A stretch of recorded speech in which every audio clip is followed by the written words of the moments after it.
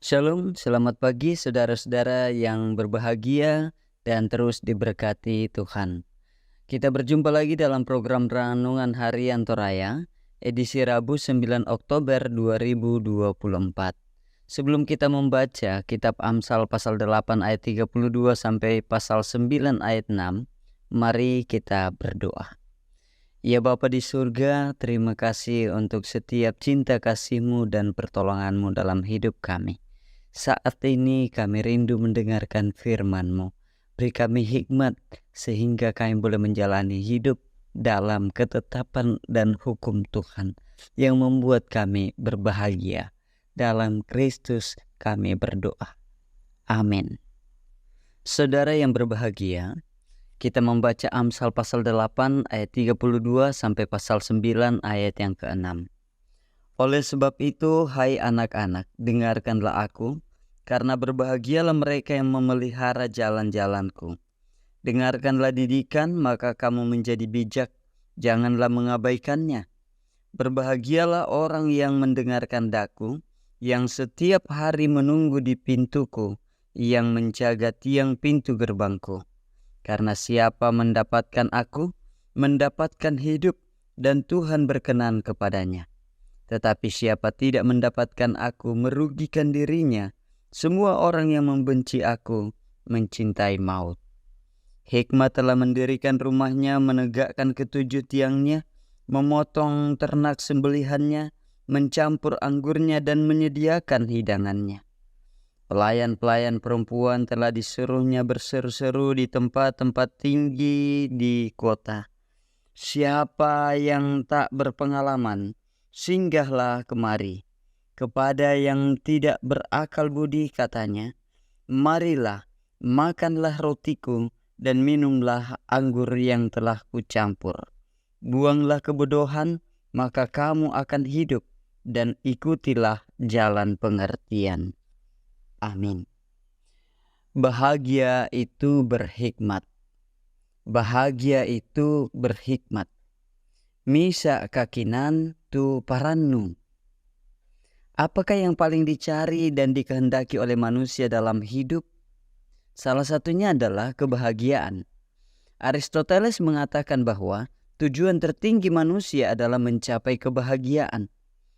Sebagai jemaat Tuhan, pertanyaan untuk kita renungkan adalah, apa kata Alkitab tentang kebahagiaan dan bagaimana kita bisa mencapainya? Menurut pembacaan kita hari ini, kebahagiaan berkaitan langsung dengan hikmat. Memang Amsal menggemakan pentingnya hikmat. Hikmat menuntut kita menyendengkan telinga, seperti yang kita baca dalam ayat 32 sampai 34 pasal 8.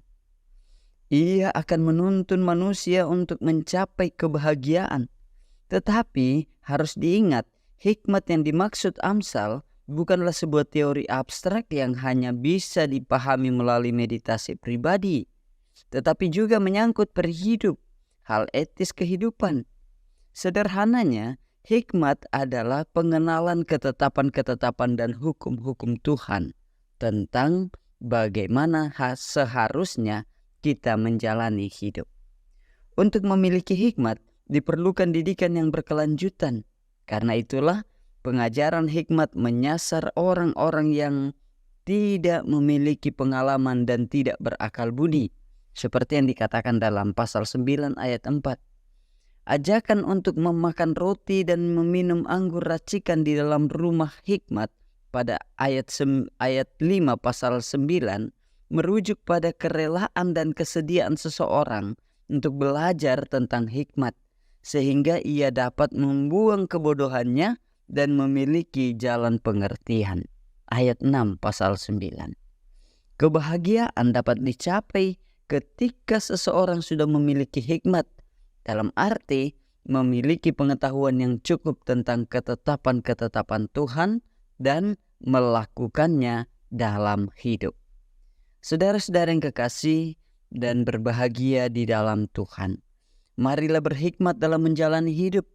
Pelajarilah dan ajarkanlah ketetapan-ketetapan Tuhan dari generasi ke generasi, supaya kita mengenal tujuan hidup dan menjalani hidup dengan bahagia.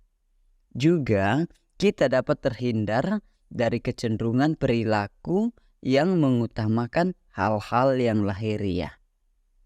Saudara-saudara, bahagia itu berhikmat. Amin. Bapa di surga, terima kasih untuk firman-Mu yang sudah boleh kami dengarkan pada saat ini. Menyatakan kehidupan kami sebagai anak-anak-Mu. Kami terus rindu untuk mengenal ketetapan dan hukum-hukum Tuhan. Sehingga kami boleh berhikmat, boleh menjalani kehidupan di dalam pengetahuan tentang Tuhan, tentang kasih Allah, dan melakukan apa yang Engkau kehendaki.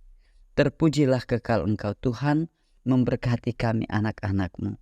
Ampuni segala dosa kami. Kami berdoa di dalam Tuhan Yesus Kristus. Amin.